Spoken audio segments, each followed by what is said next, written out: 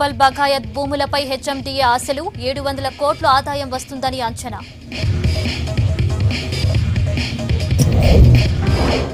సిటీలో అందుబాటులోకి వచ్చిన మరో పార్కు మీరాలం ట్యాంక్ దగ్గర పార్క్ ని లాంచ్ చేసిన సీఎస్.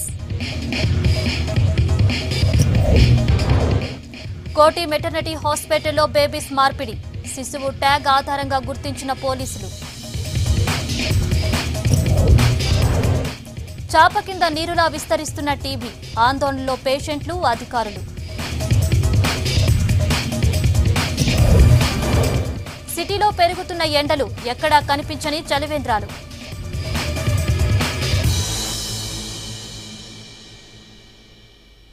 అప్డేట్స్ చూస్తే ఉప్పల్ బగాయత్ ప్లాట్లపై హెచ్ఎండిఏ గంపడాసులు పెట్టుకుంది. ప్లాట్ల అమ్మకాలతో 700 కోట్లకు పైగా ఆదాయం వస్తుందని భావిస్తోంది. కానీ వాటిని బిల్డర్లు, రియల్టర్లు తప్ప సామాన్య ప్రజలు కొనే పరిస్థితి లేదు.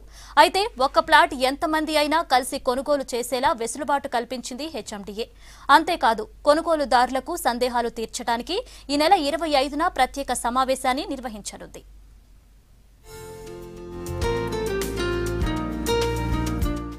ఉప్పల్ బగాయత్ భూములపై ఎంతో ఆశ పెట్టుకుంది హెచ్ఎండిఏ. ఫేజ్ 2లో 67 ప్లాట్ల అమ్మకాల కోసం ఇప్పటికే నోటిఫికేషన్ విడుదల చేసింది. వచ్చే నెల 7, 8 తేదీల్లో కేంద్ర ప్రభుత్వ రంగ సంస్థ అయిన ఎంఎస్టీఎస్ ద్వారా ప్లాట్లకు ఈ వేలం వేయనున్నారు. అయితే కొనుగోలుదారులు ముందుగా రిజిస్ట్రేషన్ చేసుకోవాల్సి ఉంది. అంతేకాదు ఐఎండీ చెల్లించడానికి వచ్చే నెల 3వ తేదీ వరకు అవకాశం ఇచ్చింది. ఐఎండీ చెల్లించిన వారే ఈ వేలంలో పాల్గొనే ఛాన్స్ ఉంటుంది. అయితే గతంలో ఎంఎస్టీఎస్ లో రిజిస్ట్రేషన్ చేసుకున్న వాళ్ళు మళ్లీ రిజిస్ట్రేషన్ చేసుకోవాల్సిన అవసరం లేదు. కేవలం ఐఎండీ చెల్లిస్తే సరిపోతుంది.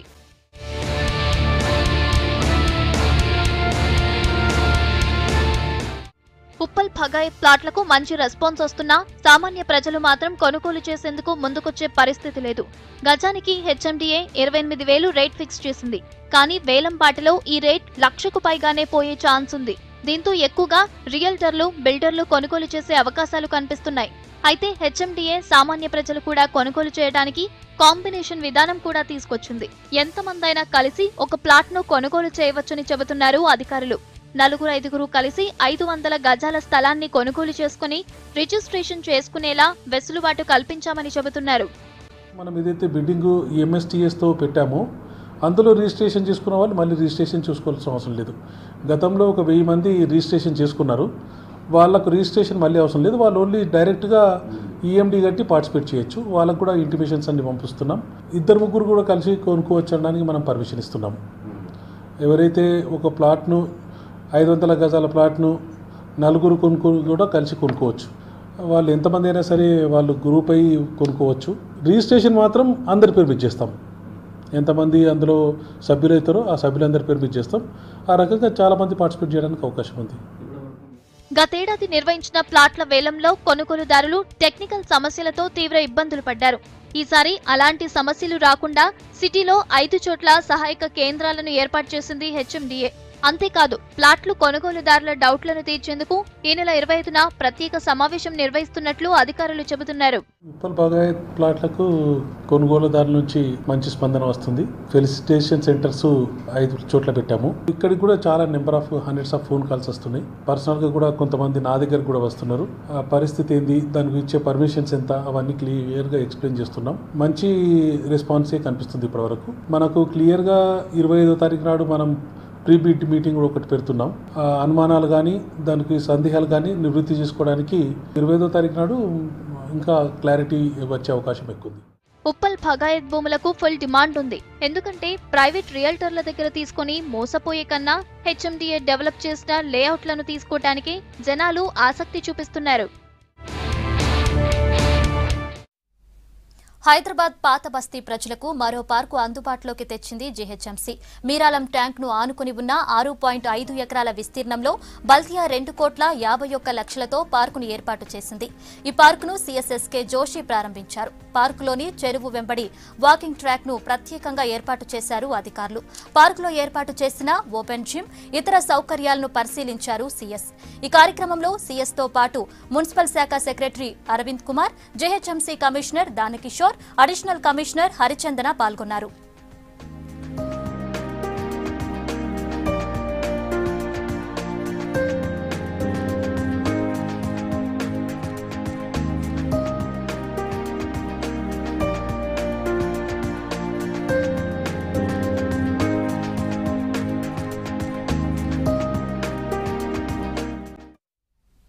హైదరాబాద్లో పార్కుల నిర్మాణంపై బల్దియా ఫోకస్ పెట్టింది. ప్రతి జోన్లో ప్రత్యేకంగా థీమ్ పార్కులు ఏర్పాటు చేస్తోంది.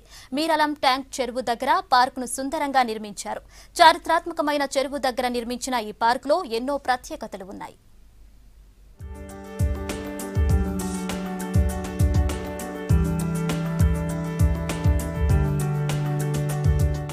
హైదరాబాద్ నగరంలోని పార్కుల డెవలప్మెంట్ పై దృష్టి పెట్టింది జీహెచ్ఎంసీ. సిటీలోని పార్కుల్లో పచ్చదనం పెంచడంతో పాటు సిటిజన్స్ కు వాకింగ్ ట్రాక్స్ ఏర్పాటు చేయాలని నిర్ణయించింది. ఇందులో భాగంగా 3 ఎకరాల కంటే ఎక్కువ విస్తీర్ణం ఉన్న పార్కులను థీమ్ పార్కులుగా నిర్మించేందుకు స్టాండింగ్ కమిటీ ఆమోదం తెలిపింది. చార్మినార్ జోన్లో కొత్తగా మీరాలం ట్యాంక్ చెరువు పార్కును డెవలప్ చేస్తున్నారు.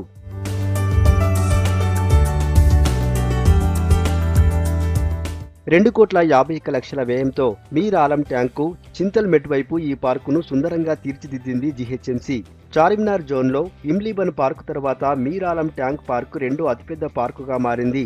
6.5 ఎకరాల విస్తీర్ణంలో రూపొందించిన ఈ పార్కులో అర్బన్ బయోడైవర్సిటీ విభాగం ద్వారా లైటింగ్, దక్కన్ శైలి పెయింటింగ్లు, ఓపెన్ జిమ్, పిల్లల ఆట వస్తువులు, ఫౌంటైన్లు, మినీ సైన్స్ పార్క్ ఏర్పాటు చేశారు.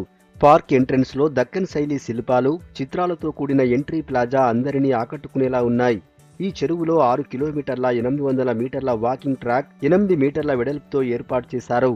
చాలా వరకు well developed parks, recreation spots south zone వైపు లేవు అనే డిమాండ్తో మేము ఈ పార్క్ క్రియేట్ చేయడం జరిగింది. దీంట్లో ఇది ఫస్ట్ దాకిని థీమ్ పార్క్, అంటే మోస్ట్లీ మన Deccani style of art and ఆర్కిటెక్చర్లో చేయడం జరిగింది. ఈ మీరాలం ట్యాంక్ పార్కులో చిన్నపిల్లల కోసం ప్రత్యేకంగా ఆట వస్తువులు ఏర్పాటు చేయడంతో పాటు పచ్చీసు, చెస్ ఆట నమూనాలను ఏర్పాటు చేశారు. పంచతత్వ వాకింగ్ ట్రాక్ తో పాటు పార్క్ చుట్టూ మొక్కలు నాటడంతో ఆకర్షణీయంగా ఉంది. ప్రైమరీలీ ఎక్కువ ఆర్ట్ మీద ఫోకస్ చేసి ఆర్ట్ వర్క్స్ పెట్టాము దాంట్లో. అదేవిధంగా దీనికి యూనిక్ ఫీచర్ ఏంటంటే first time mini science park in పార్క్స్లో చేస్తున్నాం. ఇప్పుడు దాకా మనం పార్క్స్లో జిమ్స్ చూసాము, అదేవిధంగా ప్లే ఎక్విప్మెంట్ చూసాము, అవి కూడా ఉన్నాయి. 2 ప్లే ఏరియాస్ ఉన్నాయి చిల్డ్రన్ కోసము. అదేవిధంగా చిల్డ్రన్కి కొంచెం సైంటిఫిక్ స్పిరిట్, ఆ క్యూరియాసిటీని ఇంక్రీజ్ చేయడానికి సైన్స్ ఎక్విప్మెంట్ ఇంట్రడ్యూస్ చేసాం పార్క్లో. ఎంతో అందంగా రూపొందించిన ఈ పార్క్ రేపటి నుంచి పూర్తి స్థాయిలో ప్రజలకు అందుబాటులోకి రానుంది.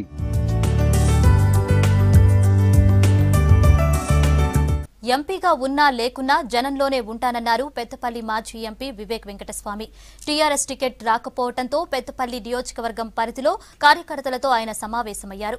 వారి అభిప్రాయాలు తెలుసుకున్నారు. పెద్దపల్లికి కాకా వెంకటస్వామి కుటుంబానికి ఉన్న అనుబంధాన్ని గుర్తు చేసుకుని వివేక్ భావోద్వేగానికి లోనయ్యారు.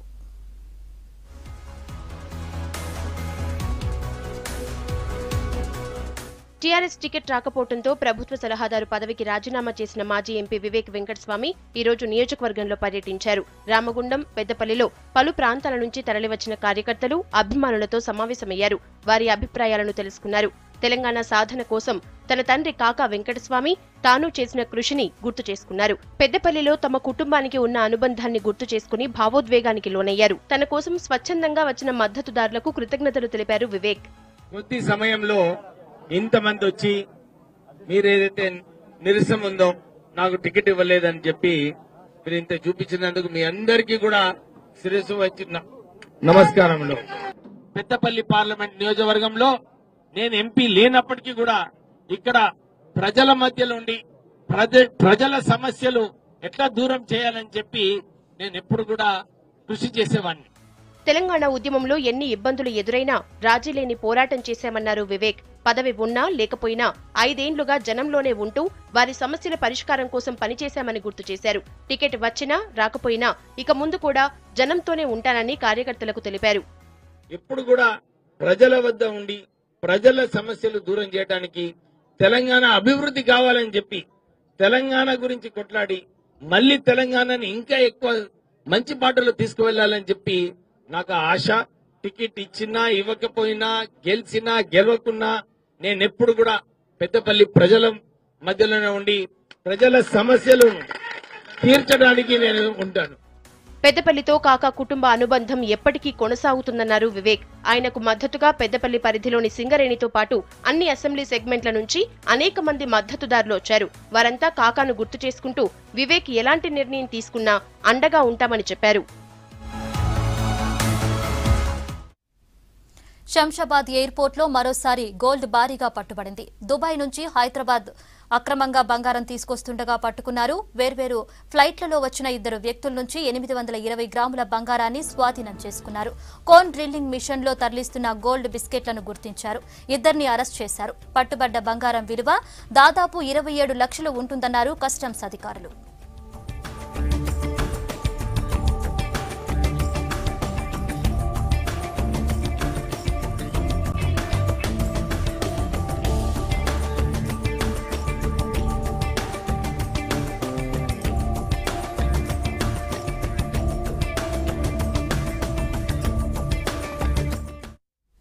శంషాబాద్ జిల్లా పరిషత్ ఉన్నత పాఠశాల విద్యార్థులకు ఫ్రీగా బుక్స్, షూస్ పంపిణీ చేశారు ఎయిర్పోర్ట్ పోలీసులు. ప్రజలతో పోలీసులు మమేకం కావాలన్న సైబరాబాద్ సిపి సజ్జనార్ ఆదేశాలతో ఈ కార్యక్రమాన్ని చేపట్టారు. స్వాతంత్ర సమర యోధుల జీవిత గాథను విద్యార్థులకు వివరించాలనే ఉద్దేశంతో వారి జీవిత విశేషాలతో రూపొందించిన పుస్తకాలను పంపిణీ చేశారు. ప్రతి మనిషి జీవితంలో ఎదగాలన్నా, ఉన్నత శిఖరాలకు చేరుకోవాలన్నా విద్యార్థి దశ కీలకమని చెప్పారు.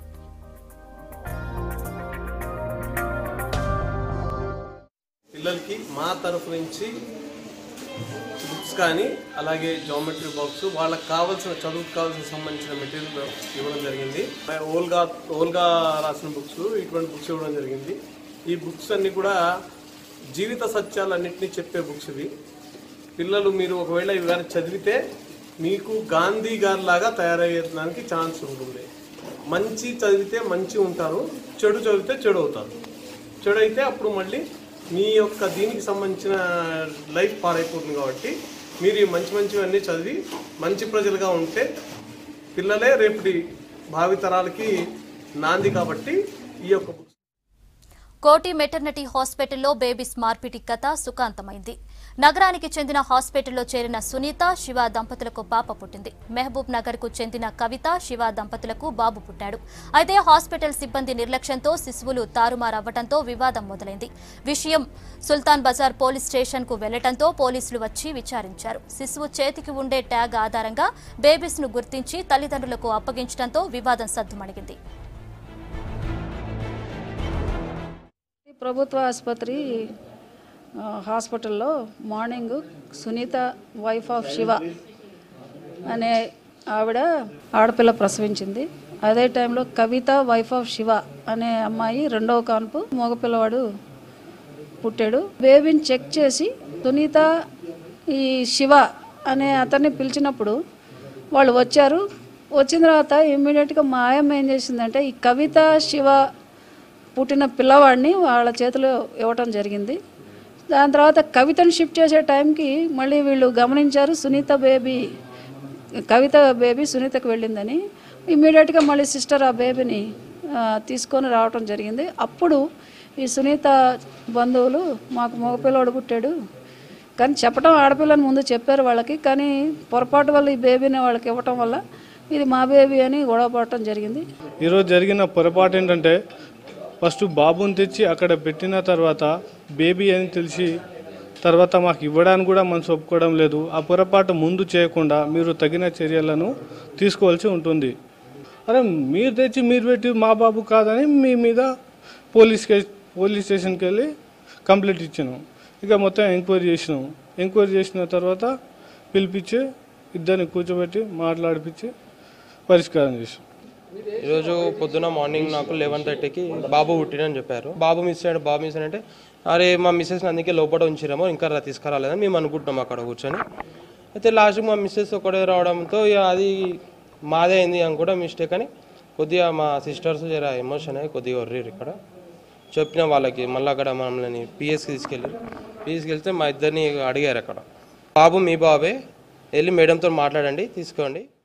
చాప కింద నీరులా టీబీ మళ్లీ దడపుట్టిస్తోంది. వైరస్ నానాటికి పెరుగుతుండటంతో పేషెంట్స్ అంతే స్థాయిలో హాస్పిటల్స్ బాట పడుతున్నారు. వ్యాధిని పూర్తి స్థాయిలో నిర్మూలించే వీలున్నా సరైన పద్ధతుల్లో మందులు వాడకపోవడంతో టీబీ పెరుగుతుందని హెచ్చరిస్తున్నారు డాక్టర్లు.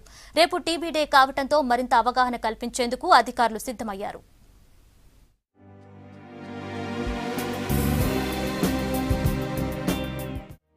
ప్రాణాంతక వ్యాధుల్లో ఒకటైన టీబీ మళ్లీ వ్యాప్తి చెందుతోంది.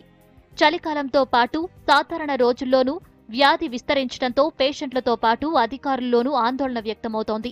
వ్యాధి నిర్ధారణ చేసుకుంటే పూర్తిగా నయం చేసే జబ్బుగా పేరున్నా పలు కారణాలతో చాలా మంది ప్రాణాల మీదకు తెచ్చుకుంటున్నారు.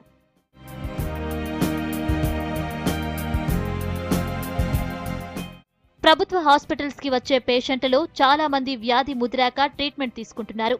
ఇందులోనూ కొంతమంది 1-2 రోజులు మాత్రమే టాబ్లెట్స్ వాడి నయమైందనే భ్రమలో ఉండటంతో మళ్లీ వ్యాధి వ్యాపిస్తుందంటున్నారు డాక్టర్లు. రాష్ట్రంలో ఏటా 72,000 మందికి టీబీ వస్తుండగా గతేడాదితో పోల్చితే ఈసారి 10,000కు పైగా కేసులు నమోదైనట్లు చెబుతున్నారు. గత సంవత్సరము వరల్డ్ టీబీ డే 24th మార్చి మనం జరుపుకుంటూ ఉంటాము. క్షయవ్యాధి విషయానికి వస్తే మన భారతదేశంలో 400 కేసులు మన భారతదేశంలో ఉన్నాయి. Total 27% of cases in the world are from India. 1,00,000 జనాభాలో సంవత్సర కాలంలో 211 మందికి టీబీ వచ్చే అవకాశం ఉంది. ప్రతి సంవత్సరం దాదాపు 70 నుంచి 75,000 మందికి టీబీ వ్యాధి వచ్చే అవకాశం ఉంది మన రాష్ట్రంలో.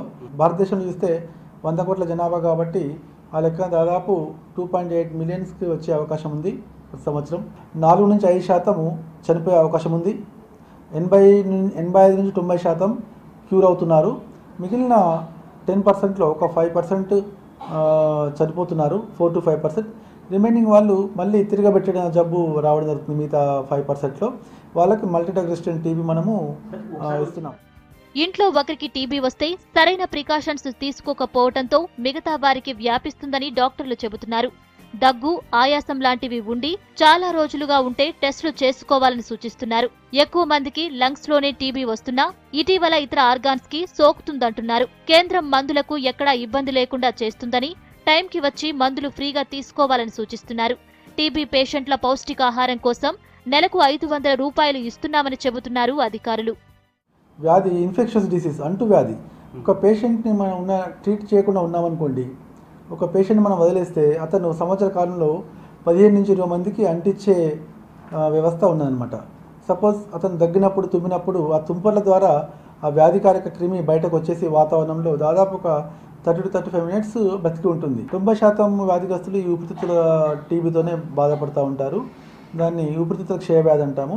పేషెంట్స్కి న్యూట్రిషన్ సపోర్ట్ అంటే పోషకాహార పదార్థాలు ఇవ్వాలనే ఉద్దేశంతో గవర్నమెంట్ ఆఫ్ ఇండియా ప్రతి పేషెంట్కి నెలకు 500 రూపాయలు పోషకాహార పదార్థం నిమిత్తమై వాళ్ళ బ్యాంక్ అకౌంట్లో డైరెక్ట్ డీబీటీ అంటాము, డైరెక్ట్ బెనిఫిషియరీ ట్రాన్స్ఫర్ ద్వారా డైరెక్ట్గా వాళ్ళకి జమ చేయడం జరుగుతుంది.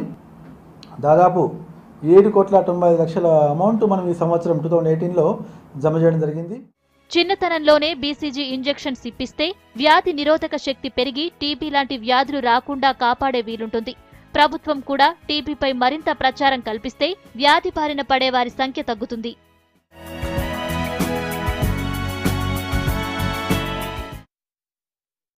బేగంపేట ప్లాజా హోటల్లో డార్క్ థీమ్ రెస్టారెంట్ ను సీఎస్ఎస్కే జోషి టూరిజం సెక్రటరీ బుర్రా వెంకటేశం ప్రారంభించారు. అందులకు ఉపాధి కల్పించడంతో పాటు బ్లైండ్స్ ని చిన్నచూపు చూసేవారికి ఈ రెస్టారెంట్ కాన్సెప్ట్ ఉపయోగపడుతుందన్నారు. ఇప్పటికే ఇనార్బిట్ మాల్లో ఈ రెస్టారెంట్ ను ఏర్పాటు చేసినట్టు చెప్పారు నిర్వాహకులు. కనుచూపు లేని వాళ్లు ఎలా ఉంటారనేది ఇక్కడికి వస్తే తెలుసుకోవచ్చన్నారు బుర్రా వెంకటేశం. మనం చేయలేనివి అందులో చేయటం అభినందనీయమన్నారు.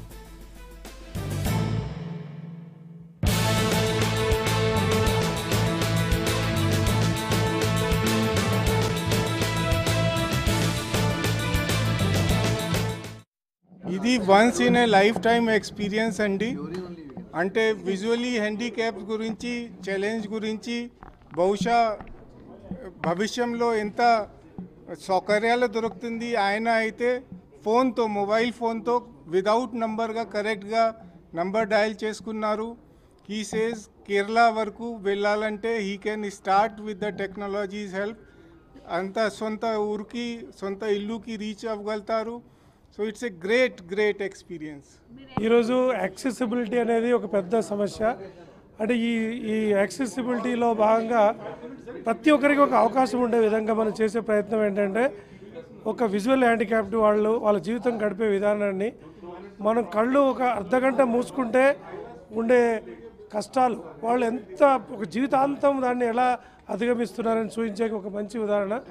వాళ్ళు నడిచే విధానం లోపల మనం ఖాళీగా ఏం చేయలేకుండా కామ్ అయిపోయిన టైంలో వాళ్ళు యాక్టివ్గా మొత్తం కళ్ళు తీసుకొని చూస్తున్నట్లుగా ఓ భూతద్దంలో చూసినంత సులువుగా మనల్ని ఎక్కడంటే అక్కడ తీసుకెళ్ళటం, ఎక్కడెక్కడ కూర్చోబెట్టడం, అన్ని వస్తువులు తీసుకొచ్చి మనకు సర్వ్ చేయడం చాలా అద్భుతంగా ఉంటుంది.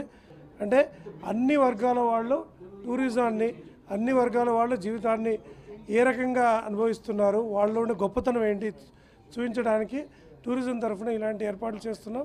వికలాంగుల గురించి వాళ్ళు నైపుణ్యాలు బయట తీసుకురావడం కోసం ఒక వెరీ నూతన ఎఫర్ట్, అంటే ఒక ప్రయత్నం. ఇది ఏంటంటే చీకట్లో మనం అందరూ లోపల వెళ్ళినప్పుడు ఆల్మోస్ట్ ఎట్లా how to really use your other senses. అంటే మనం దేవుడు ఇచ్చిన వరం 5 సెన్సెస్ ఉంది.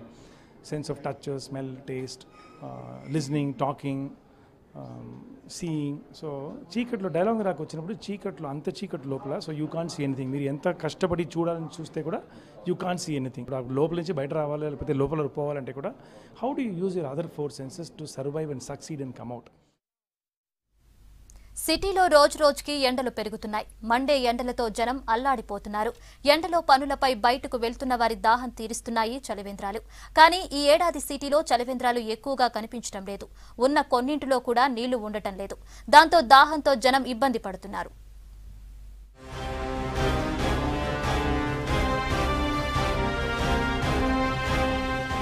మండే ఎండలు జనాన్ని పరేషాన్ చేస్తున్నాయి. ఉదయం 7 అయితే చాలు బయటికి వెళ్లాలంటేనే భయపడుతున్నారు.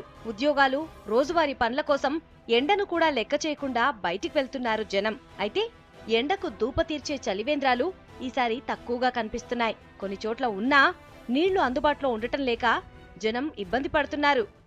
ఇంకా చాలా కేంద్రాలు పడలే మేడం. పోయినసారి అంటే ఇంకా పళ్ళు ఇప్పుడే స్టార్ట్ అయింది కదా, పడుతుండొచ్చు. ఎండలు ఉన్నాయి, ఇప్పుడిప్పుడే స్టార్ట్ అయినాయి మేడం. ఇంకా అన్ని ఓపెన్ కాలే, కొన్ని ఓపెన్ అయినాయి ఇప్పటివరకు. పెరిగిన ఎండలకు ఎంత నీళ్లు తాగినా దాహం తీరట్లేదని అంటున్నారు. తప్పనిసరి పరిస్థితుల్లో వాటర్ బాటిల్ కొనుక్కుంటే 20 రూపాయలు ఖర్చు చేయాల్సి వస్తోందంటున్నారు. ఇలాంటి చలివేంద్రాలు ఎండాకాలంలో చాలా మంచిది. మా లాంటి వాళ్ళకు బాటిళ్ళల్లో వస్తారు, తాగనీకి వస్తారు. మాకు ఎక్కడ పడితే అక్కడ నీళ్ళు దొరకవు కాబట్టి ఇక్కడనే పట్టుకుంటాము. ఇవి ఇప్పటికే ఓపెన్ చేయాలి కానీ ఇంకా ఓపెన్ చేయలేదు. ఇట్లా తాళాలు వేసి వస్తే కొంచెం మాకు కష్టంగానే ఉంది. మా లాంటి వాళ్ళ దాహం తీరిస్తే మంచిది, మాకు మేలు అవుతుంది, వాళ్ళకు పుణ్యం వస్తుందని మేము అనుకుంటాం. ఇక్కడ వస్తుంటాము, ఇట్లాంటివి చాలా ఉండి ఇంతమంది లాస్ట్ ఇయర్, కానీ ఓపెనే చేయలేదు. ఇప్పుడు మాకు ఎండకు వాటర్కి చాలా ఇబ్బంది అవుతుంది. ప్లస్ ప్యాసింజర్ కూడా చాలా ఇబ్బంది అవుతుంది. ఒక్కోసారి మా అమ్మల్ని అడుగుతారు ఉన్నాయా వాటర్ అని. మేము ఇలాంటివి ఉంటే పట్టి పెట్టుకుంటాము, ఉంటే ఇస్తాం, లేకుంటే లేదు. కానీ ఈసారి చాలా లేట్ అయిపోయింది, అది ఓపెన్ చేయలేదు. ఇలా ఓపెన్ చేస్తే పిల్లలకు అందరికి మంచిది కదా, త్వరగా ఓపెన్ చేస్తే బాగుంటుందని మా. గతంతో పోలిస్తే ఈసారి చలివేంద్రాలు చాలా తక్కువగా ఉన్నాయి. కొన్ని సెంటర్లలో షెల్టర్లు ఉన్నా ఇంకా ఓపెన్ చేయలేదంటున్నారు జనం. ఎండల్ని దృష్టిలో పెట్టుకుని చలివేంద్రాలతో పాటు మజ్జిగ, అంబలి సెంటర్లను ఏర్పాటు చేయాలని కోరుతున్నారు. ఇది మంచి సెంటర్లు ఉన్నది, మంచి క్వాలిటీ ఉన్నది, నీట్గా ఉంటుంది, రోజు ఫ్రెష్ వాటర్ ఉంటుంది, మజ్జిగ అయినా అదైనా మంచిగా ఉంటుంది. ఇట్లా పెట్టడం వల్ల చాలా మాసుంటోళ్ళకు, మేము ఫీల్డ్ వర్క్ చేస్తాం, మాసుంటోళ్ళకు చాలా లాభం. లంచ్ చేసుకున్నా ఏది చేసుకున్నా మాకు చాలా మంచిగా అనిపించింది. ఇంకా భవిష్యత్తులో కూడా ఇస్తుంటే చాలా ఇవ్వాలని మాకు అనుకుంటున్నాం ఇట్లా ముందుకు వచ్చి. మరోవైపు సిటీలో ఏర్పాటు చేసిన కొన్ని చలివేంద్రాలకు డిమాండ్ బాగుంది. మధ్యాహ్నం టైంలో నీళ్లు తాగేందుకు జనం ఎక్కువగా వస్తున్నారని చెప్తున్నారు చలివేంద్రాల్లో పనిచేసే సిబ్బంది. ఇక్కడ పబ్లిక్ మధ్యాహ్నం టైంలో ఎక్కువ వాటర్ తాగడానికి వస్తారండి. రోజు రోజుకి ఒక 8 గంటలు అట్లా కుండలు అయిపోతాయి. తొందర 2 రోజులకు ఒకసారి ట్యాంకర్ తెప్పాల్సి వస్తుంది. పబ్లిక్ చాలా బాగా తాగుతారు. ఇక్కడ నీట్నెస్ అవన్నీ చూసి వాటర్ మొత్తం ప్యూరిఫై చేసి పంపిస్తాం. వాటర్ 12 నుండి 2 గంటల టైంలోకి చాలామంది పబ్లిక్ వస్తారు. బయట జనం ఇబ్బంది పడకూడదని మేము నీళ్ళు పోస్తున్నాం. ఎండలకు బాడీ డీహైడ్రేట్ కాకుండా ఉండేందుకు ప్రభుత్వమే చలివేంద్రాలు ఏర్పాటు చేయాలని కోరుతున్నారు జనం. లోక్సభ ఎన్నికల్లో టీఆర్ఎస్ 16 ఎంపీ స్థానాలను కైవసం చేసుకుంటుందని ధీమా వ్యక్తం చేశారు TRS working president KTR. Lal బజార్లో జరిగిన ఎన్నికల ప్రచార సభలో పాల్గొన్న కేటీఆర్ కంటోన్మెంట్లో నీటి సమస్య తీర్చామని, రోడ్ల విషయంలో కూడా పోరాటం చేశామన్నారు. కాంగ్రెస్, బీజేపీ వ్యతిరేక పార్టీలతో థర్డ్ ఫ్రంట్ ఏర్పడే అవకాశం ఉందన్నారు. రానున్న రోజుల్లో టీఆర్ఎస్ పార్టీ దేశంలో కీలక పాత్ర పోషిస్తుందన్నారు. ఈ సందర్భంగా పలు పార్టీల నేతలు కేటీఆర్ సమక్షంలో టీఆర్ఎస్ లో చేరారు. కాంగ్రెస్, బీజేపీ నాయకులు మాట్లాడుతూ ఉన్నారు. ఈ ఎన్నికలతోని, పార్లమెంట్ ఎన్నికలతోని కేసీఆర్ కు సంబంధం లేదు. కేసీఆర్ ఎన్నికలు మొన్ననే అయిపోయినాయి. కేసీఆర్ గారు ముఖ్యమంత్రి అయిపోయినారు. ఈ ఎన్నికలు రాహుల్ గాంధీకి, నరేంద్ర మోడీకి సంబంధించిన ఎన్నికలు అని చెప్పి కొంతమంది బీజేపీ నాయకులు, కాంగ్రెస్ నాయకులు మాట్లాడుతూ ఉన్నారు. ఇక్కడికి వచ్చేసిన అక్కలతో, చెల్లెళ్లతో, అన్నలతో, తమ్ముళ్లతో నేను ఒక్కటే ఒక విజ్ఞప్తి చేస్తా ఉన్నా. రేపటి రోజున ఏప్రిల్ 11 నాడు జరిగే ఎన్నికల్లో ఇది మామూలు ఎన్నిక కాదు. దేశ రాజకీయాన్ని మలుపు తిప్పబోయే ఎన్నిక. రేపటి రోజున మీకు టీఆర్ఎస్ ఎంపీలు గెలిస్తే ఏమొస్తుంది, కాంగ్రెస్ ఎంపీలు గెలిస్తే ఏమొస్తుంది, తెలంగాణ నుంచి బీజేపీ ఎంపీలు గెలిస్తే ఏమొస్తుందో ఒక్క మాటలో చెప్పొచ్చు. కాంగ్రెస్ ఎంపీలు గెలిస్తే రాహుల్ గాంధీకి లాభం. బీజేపీ ఎంపీలు గెలిస్తే కేవలం నరేంద్ర మోడీకి మాత్రమే లాభం. కానీ టీఆర్ఎస్ ఎంపీలు 16 మంది గెలిస్తే తెలంగాణ గడ్డకు లాభం, కంటోన్మెంట్ కు లాభం అనే మాట ఈ సందర్భంగా నేను మీకు విజ్ఞప్తి చేస్తా ఉన్నా. నేనేదో ఇది ఉత్తగా నోటి మాట అంటలేను. ఒక్క మాట మీరు దయచేసి ఆలోచించాలని చెప్పి నేను కోరుతా ఉన్నా. కంటోన్మెంట్ నియోజకవర్గంలో మీ లాల్ బజార్ లో గాని, ఇంకా ఇతర వార్డులలో, బోర్డులోని ఇతర డివిజన్లలో గాని ఎట్లాంటి పరిస్థితులు ఉండేది తెలంగాణ రాకముందు, ఈ రోజు ఎట్లాంటి పరిస్థితులు వచ్చినాయో ఒక్కసారి విచారించమని చెప్పి నేను కోరుతా ఉన్నా. ఒకనాడు మంచినీళ్లకే కటకటలాడిన పరిస్థితి, అట్లాంటిది ఈ రోజు ఎంతో కొంత మంచినీళ్ల వసతిని మెరుగుపరుచుకున్నాం, బాగు చేసుకున్నాం. ఇంకింత బాగా చేసే ప్రయత్నం కూడా తొందరలో చేస్తా ఉన్నాం. రేపటి రోజున 16 మంది పార్లమెంట్ సభ్యులను కారు గుర్తు మీద ఓటు వేసి మీరు ఢిల్లీకి రాజశేఖర్ రెడ్డి గారిని, ఆయనతో పాటు మరొక 15 మంది పార్లమెంట్ సభ్యులు గులాబీ సైనికులను పంపిస్తే అక్కడ వీళ్ళు ఆ 16 మంది ఢిల్లీలో అవసరమైతే గల్లా బట్టి ఎట్లా అయ్యో మా కంటోన్మెంట్ లో మా పేదవాళ్లకు పట్టాలు అని నిలదీస్తే తన్నుకుంటూ రావా మీ ఇళ్లకు పట్టాలు, ఒక్కసారి మీరు ఆలోచించాలని చెప్పి నేను మీకు. సిటీలో రోజు రోజుకి ఎండలు పెరుగుతున్నాయి. మండే ఎండలతో జనం అల్లాడిపోతున్నారు. ఎండలో పనులపై బయటకు వెళ్తున్న వారి దాహం తీరుస్తున్నాయి చలివేంద్రాలు. కొన్ని స్వచ్ఛంద సంస్థలు ఎండలో వెళ్తున్న వారికి చల్లటి నీళ్లు దాహం తీరుస్తున్నాయి. మణికొండలో మాంగళ్యం ఫౌండేషన్ ఫ్రీగా మినరల్ వాటర్, మజ్జిగ అందిస్తూ ప్రజల దాహం తీరుస్తోంది.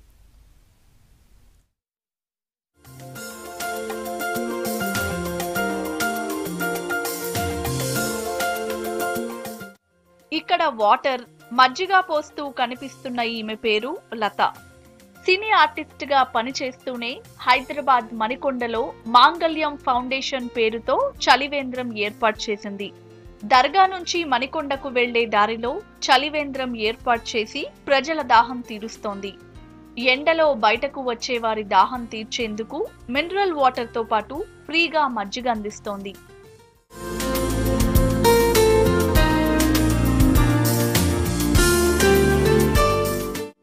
ఇక పని మీద బయటకు వచ్చే జనాలు ఎండలో తిరిగి అలసిపోతారని భావించిన లత మధ్యాహ్నం 1 గంట నుండి సాయంత్రం 5 గంటల వరకు నీళ్లు, మజ్జిగ అందిస్తోంది. ఉద్యోగులు, వ్యాపారులు ఇలా ఎండలో తిరిగేవారు చలివేంద్రం దగ్గర ఆగి మజ్జిగ, వాటర్ తాగుతూ దాహం తీర్చుకుంటున్నారు. ఉద్యోగరీత్యా పని మీద బయటకు వచ్చే వారికి చలివేంద్రం చాలా ఉపయోగపడుతుందని చెప్తున్నారు జనం. వాటర్ అనుకుంటే ఇక్కడ వచ్చేటప్పటికి మజ్జిగ కూడా ఇస్తున్నారు, అది కూడా విత్ మినరల్ వాటర్తో.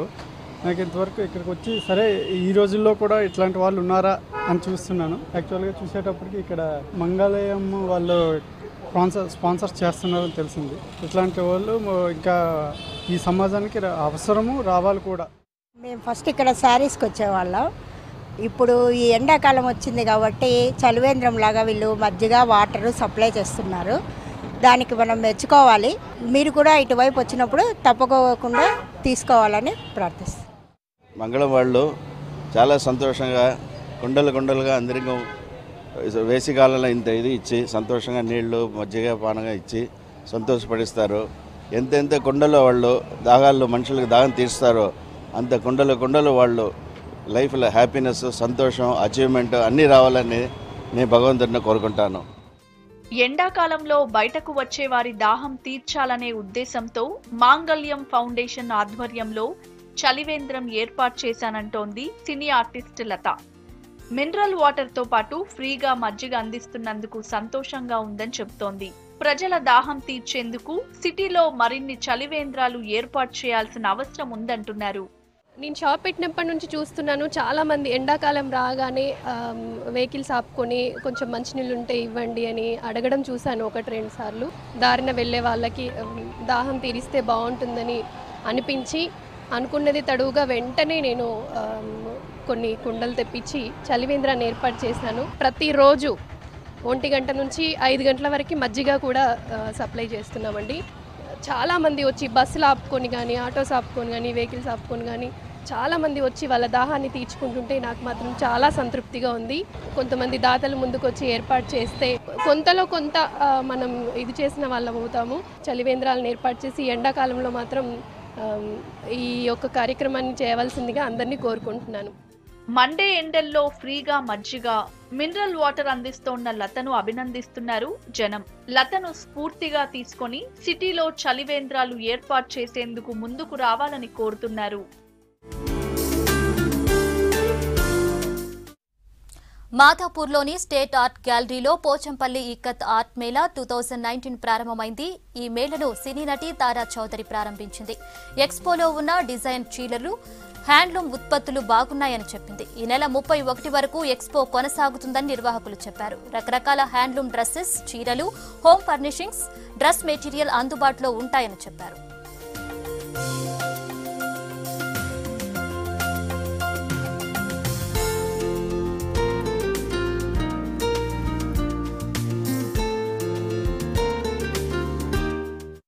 చేనేత వస్త్రాల ప్రదర్శన అవుతుంది.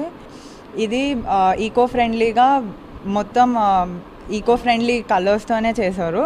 సో ఇది చాలా మంచిది. ఇంకా సమ్మర్ కోసం స్పెషల్గా కాటన్లో కూడా తయారు చేశారు. అందరికీ అందుబాటులో రావాలని ఇలాంటి ఎక్స్పోస్ అన్నీ నిర్వహించి అందరి దగ్గరికి వస్తున్నారు. ఇవి చాలా ఈకో ఫ్రెండ్లీ. మీరు వాడే వేరే గార్మెంట్స్ అన్నిట్లో ఫ్యాన్సీ ఉండొచ్చు, కానీ దానివల్ల చాలా డిసడ్వాంటేజెస్ కూడా ఉన్నాయి. ఇవి చాలా eco friendly and bio. So మీరు ఇవి తక్కువ రేట్స్ మంచిగా ఉంటాయి కాబట్టి ఇవి వాడండి. ఈ పోచంపల్లి హ్యాండ్లూమ్ పార్క్ గత 11 సంవత్సరాల క్రితం పోచంపల్లిలో చేనేత కళాకారులు ఎంతో ఇబ్బంది పడుతున్న సందర్భంలో చేనేత కళాకారులకు పని కల్పించాలి, వారికి 365 రోజులు చెదినిండా పని ఉండాలనే ఉద్దేశంతో ఏర్పాటు చేసినటువంటి చేనేత హ్యాండ్లూమ్ పార్కు. అది దాని ద్వారానే మేము అక్కడ చేనేత కళాకారులు ఏవైతే ఇంతమంది అయితే ఉన్నారో, పని లేని వాళ్ళు ఉన్నారో వాళ్ళందరినీ ఒక దగ్గర తీసుకొచ్చి తయారు చేయబడ్డ వస్తువులనే ఇక్కడ మేము చేనేత వస్త్ర ప్రదర్శన మాదాపూర్లో ఆర్ట్ గ్యాలరీలో ఎగ్జిబిషన్ కమ్ సేల్స్ ప్రదర్శిస్తూ ఉన్నాము. ఇది 10వసారి.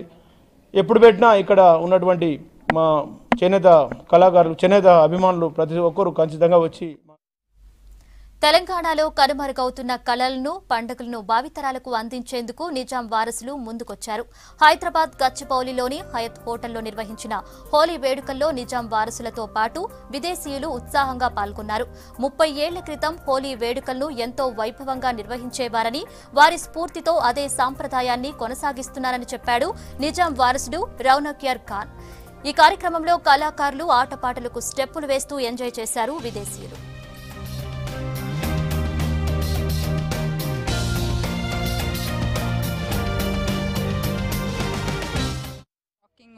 పాస్ట్ 1 వీక్ నుంచి హోలీలో ఉన్నాము. So it is like post Holi కూడా ఇంకా ఇట్స్ స్టిల్ గోయింగ్ ఆన్. మీకు హైదరాబాదీస్ గురించి తెలిసిందే కదా, we don't stop with just 1 day.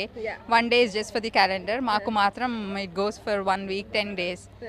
So ఇవాళ మార్నింగ్ ఇక్కడ చేస్తున్నాం and then it's really really very nice. ఇప్పుడు మాత్రం టూ మచ్ కాన్షియస్ అయిపోయి అంతా ఆర్గానిక్ ఇది వాడుతున్నాము. We are free to do anything. So it's nice. It's really it's really very nice. Holi అంటే మాకు స్పెషల్ ఫెస్టివల్ ఫీలింగ్. ఎందుకంటే ఎవ్రీ ఇయర్ మేము తాజ్ కృష్ణ వెళ్ళేవాళ్ళం.